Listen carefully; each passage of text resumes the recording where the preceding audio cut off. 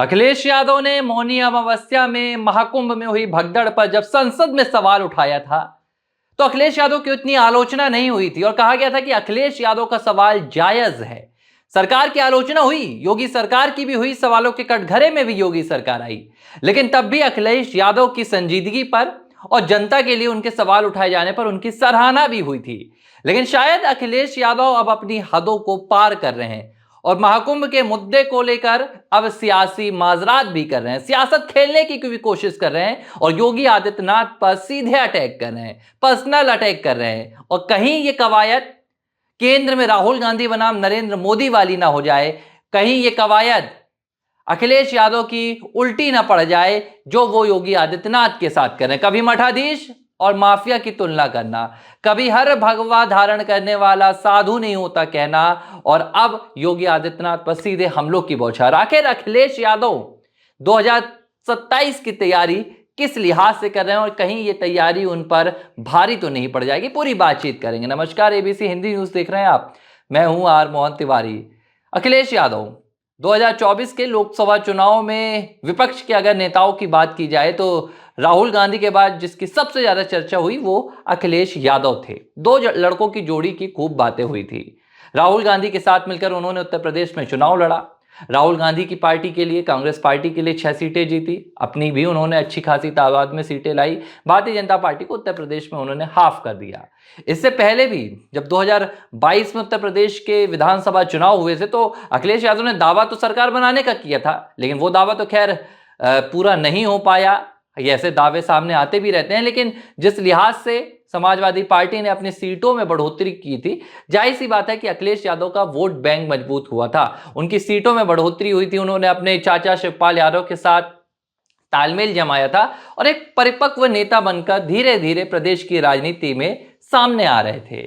अब हाल ही में अखिलेश यादव योगी आदित्यनाथ के खिलाफ लगातार हमलावर हो रहे हैं। योगी आदित्यनाथ भी इसका पलटवार कर रहे हैं, लेकिन महाकुंभ को लेकर जो रवैया अखिलेश यादव अपना रहे हैं, महाकुंभ पर लगातार सवाल कर रहे हैं, महाकुंभ को लेकर निशाना लगातार साध रहे हैं। और अब जब महाकुंभ का समापन भी हो चुका है, 13 जनवरी से 26 फरवरी तक 45 दिनों तक महाकुंभ का पूरा आयोजन हुआ और इस आयोजन में शायद ही ऐसा कोई हिस्सा रहा होगा जब अखिलेश यादव ने सरकार पर सवाल न उठाए हो। हालांकि लोकतंत्र का ये एक अहम किरदार होता है, विपक्ष का ये किरदार होता है कि आप सरकार पर सवाल उठाएं, उनकी नीतियों की आलोचना करें। जनता के लिए कोई काम नहीं हो रहा है तो संसद के पटल पर या सड़क पर आप बैठकर धरना प्रदर्शन भी कर सकते हैं, और अखिलेश यादव ने अगर ऐसा किया तो इसमें कोई भी गड़बड़ी नहीं है। मौनी अमावस्या का मैं मसला उठा लेता हूं।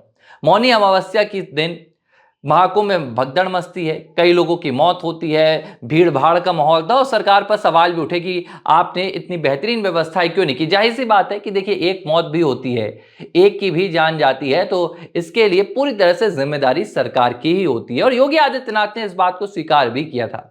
उन्होंने इसके बाद व्यवस्थाओं को दुरुस्त भी किया, पूरा महाकुंभ का आयोजन चला, लेकिन दूसरी कहीं से भी ऐसी कोई घटना सामने नहीं आई। लेकिन अखिलेश यादव ने इस पूरी घटना को लेकर लोकसभा में बाकायदा भाषण भी दिया था। योगी आदित्यनाथ सरकार को कटघरे में भी खड़ा किया था और उन्होंने ये भी दावा किया था कि मौत के आंकड़े भी छिपाए जा रहे हैं। जब अखिलेश यादव ने महाकुंभ के मसले को संसद में उठाया था, विपक्ष का कोई नेता इस पर ध्यान नहीं दे सका था, तब अखिलेश यादव की सराहना हुई। अखिलेश यादव को कहा गया कि भाई, आप वाकई में सरकार से अच्छे सवाल पूछ रहे हैं, आप जायज सवाल पूछ रहे हैं और राजनीति से उठकर सवाल पूछ रहे हैं। लेकिन इसके बाद अखिलेश यादव ने महाकुंभ का राग अलाप लिया। योगी आदित्यनाथ सरकार के खिलाफ अभी भी अखिलेश यादव महाकुंभ के मसले को लेकर लगातार घेराव कर रहे हैं, महाकुंभ के मसले को लेकर सवाल उठा रहे हैं। अब हाल ही में उन्होंने अपने एक सोशल मीडिया प्लेटफॉर्म के जरिए योगी आदित्यनाथ की उस तस्वीर पर निशाना साधा था जिस तस्वीर में योगी आदित्यनाथ गंगा में साफ सफाई करते नजर आ रहे थे। अब अखिलेश यादव कहते हैं कि आपने तो कहा था कि गंगा से अमृत निकल रहा है, तो ये गंदगी कहां से आ रही है। देखिए अखिलेश यादव, आप समाजवादी पार्टी के मुखिया हैं, आप विपक्ष में इस वक्त एक बड़े किरदार में हैं। ये बात आप भी जानते हैं कि जिस स्थान पर 60 से 40 करोड़ लोग पहुंच रहे हों, वहां पर गंदगी होगी, लेकिन उसके लिए सफाई कर्मी लगे हुए हैं, प्रशासन, सरकार उस इंतजाम में जुटा हुआ है। उसके बावजूद आपको इस तरह के सवाल उठाकर राजनीति करनी है, तो फिर उसके लिए योगी आदित्यनाथ के सवाल जवाब भी रहते हैं। अब योगी आदित्यनाथ ने क्या किया था, उन्होंने विधानसभा में अखिलेश यादव के तमाम सवालों के जवाब भी दिए थे। उन्होंने ये भी कहा था कि महाकुंभ में भक्तों को भगवान मिले, गिद्धों को लाश मिली और सुअरों को गंदगी मिली। अपने इस बयान के जरिए योगी आदित्यनाथ ने सीधे तौर पर अखिलेश यादव को निशाना साधा था। और योगी आदित्यनाथ का बयान भी कुछ लिहाज से देखा जाए तो कहीं ना कहीं जायज था। देखिए 2012 में 2013 में जब अखिलेश यादव की सरकार थी, समाजवादी पार्टी की सरकार थी और प्रयागराज में कुंभ हुआ था, तब भी भगदड़ मची थी, 39 लोगों की मौत भी हुई थी। तब आजम खान महाकुंभ के प्रभारी थे और उन्होंने इसके बाद इस्तीफा भी दे दिया था। देखिए इस प्रकार के जो आयोजन होते हैं इसमें एक बड़ी भूमिका रहती है। आप इस आयोजन को सफल बना लेते हैं, यही आपकी सबसे बड़ी सफलता होती है। योगी आदित्यनाथ सरकार ने भी इस आयोजन के लिए जी जान लगा दिया। 45 दिनों तक चले इस महाकुंभ में करोड़ों लोगों ने संगम में आस्था की डुबकी लगाई और सभी स्वस्थ घर लौटे। लेकिन अब अखिलेश यादव इस महाकुंभ के मुद्दे को लेकर 2027 की तैयारी कर रहे हैं। ये क्यों हो रहा है?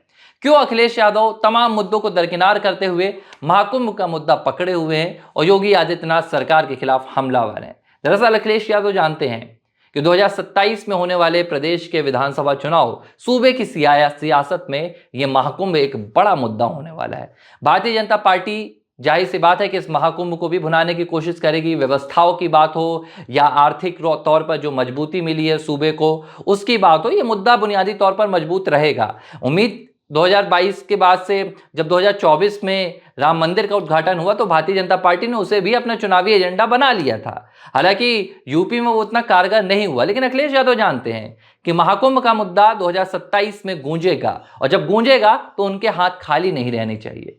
यही वजह है कि अखिलेश यादव महाकुंभ पर योगी सरकार को लगातार घेरे रखना चाहते हैं।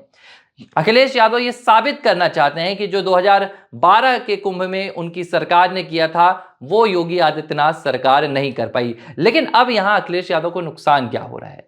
देखिए 2024 के लोकसभा चुनाव के बाद से उत्तर प्रदेश में अखिलेश यादव को कोई भी बड़ी सफलता नहीं मिल पाई है। उपचुनाव की 10 सीटों पर अखिलेश यादव की हार हो गई है। उन्हें उम्मीद थी कि जिस लिहाज से प्रदेश में लोकसभा में नतीजे सामने आए थे, उपचुनावों में भी, विधानसभा की सीटों में भी उसी लिहाज से प्रदेश की जनता उनका समर्थन करेगी। लेकिन ऐसा नहीं हुआ। अयोध्या में लोग फैजाबाद की लोकसभा सीट तो वो जीते थे, लेकिन जब उपचुनाव की बारी आई तो जनता ने फिर से भारतीय जनता पार्टी को विधानसभा सीट सौंप दी। जाहिर सी बात है कि अखिलेश के जो समीकरण है, जो पीडीए का नारा वो लेकर चल रहे थे, वो अब कहीं ना कहीं कमजोर होता नजर आ रहा है। जो जातीय समीकरण अखिलेश यादव यूपी की राजनीति में बांधना चाह रहे हैं, वो समीकरण अब कमजोर होता जा रहा है और अखिलेश यादव अब सीधे तौर पर योगी आदित्यनाथ पर हमले कर प्रदेश की राजनीति में खुद को सुर्खियों में बनाए रखना चाहते हैं। अखिलेश यादव ये बात जानते हैं कि योगी आदित्यनाथ पर इस लिहाज से हमला करें। देखिए जो माफिया और मठाधीश वाला बयान आया था, इसे लेकर भी अखिलेश यादव बुरी तरह घिर गए थे। अखिलेश यादव की कोशिश सीधे तौर पर योगी आदित्यनाथ को टारगेट पर लेने की होती है और वही गलती अखिलेश यादव कर रहे हैं जो केंद्र में राहुल गांधी करते आए हैं। 2014 से नरेंद्र मोदी के प्रधानमंत्री बनने के बाद से, केंद्र में मोदी सरकार के आने के बाद से राहुल गांधी ने हमेशा अपने निशाने पर सीधे प्रधानमंत्री नरेंद्र मोदी को रखा है। अब जाहिर सी बात है कि देखिए एक तरफ प्रधानमंत्री हैं जिनके पास लंबा राजनीतिक अनुभव रहा है। प्रधानमंत्री नरेंद्र मोदी गुजरात के मुख्यमंत्री के तौर पर उन्होंने देश में अपनी छवि स्थापित की। इसके बाद प्रधानमंत्री बने तो उन्होंने अपने फैसलों से पूरे देश का दिल जीता। अब ऐसे में जब आप सीधे प्रहार नरेंद्र मोदी पर करते हैं, प्रधानमंत्री पर करते हैं, तो जनता आपको एक अपरिपक्व राजनेता के तौर पर देखती है। राहुल गांधी वो गलती बार बार करते आए हैं। हालांकि उन्हें यह सलाह भी दी गई थी। कांग्रेस पार्टी के कई वरिष्ठ नेताओं ने 2019 के चुनाव में राहुल गांधी को सलाह दी थी कि आप नरेंद्र मोदी को डायरेक्ट निशाने पर मत लीजिए, आप सरकार की आलोचना कीजिए, आप दूसरे मुद्दों को उछालिए, पार्टी की बात कीजिए। लेकिन राहुल गांधी उस वक्त ये बात मानने के लिए तैयार नहीं थे और धीरे धीरे 2024 के चुनाव आते आते राहुल गांधी ने कहीं वो बात समझी। अगर आप 2024 के लोकसभा के एजेंडे को देखेंगे तो राहुल गांधी ने मुद्दों को पकड़ा।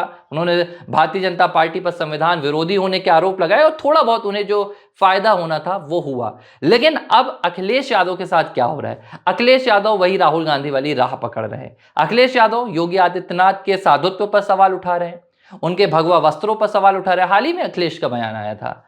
अपने इस बयान में उन्होंने कहा था कि हर भगवा वस्त्र पहनने वाला साधु नहीं होता है, रावण भी भगवा वस्त्र पहनकर आया था। देखिए इस तरह के बयानों से अखिलेश यादव सोच रहे हैं कि उनका कोई वोट बैंक है जो खुश हो जाएगा। तो अखिलेश को यह नहीं भूलना चाहिए कि जिस पीडीए में वो पिछड़ा वर्ग की बात करते हैं, दलितों की बात करते हैं, तो ये दलित वोट बैंक भी साधु सन्यासियों पर भरोसा रखता है, साधु सन्यासियों पर आस्था रखता है। और अखिलेश के ये बयान सीधे तौर पर उन वोट बैंक, उन मतदाताओं पर भी एक प्रहार होंगे। लेकिन ये अखिलेश को अगर अभी समझ में नहीं आता है तो 2027 के लिए जो उनका राजनीतिक रास्ता है वो इस राह पर चलकर शायद उन्हें सत्ताधीश तक ना पहुंचा पाए। क्योंकि देखिए, जिस लिहाज से उपचुनाव में अखिलेश को मदद नहीं मिली, उपचुनाव में उनका पीडीए का अभियान पूरी तरह से फेल हो गया, तब से ही अखिलेश यादव एक नए राजनीतिक रास्ते की तलाश कर रहे हैं कि किस तरह भाई योगी सरकार को कटघरे पे खड़ा किया जाए, मुद्दों को उठाया जाए और समाजवादी पार्टी की सूबे की सरकार में वापसी कराई जाए। और ये वापसी के रास्ते तलाशते तलाशते अब अखिलेश यादव योगी आदित्यनाथ पर सीधे पर्सनल अटैक कर रहे हैं, जो कहीं ना कहीं उनके लिए ही खाई खोदते नजर आ रहे हैं। एबीसी हिंदी न्यूज आज ही जुड़िए हर खबर के साथ।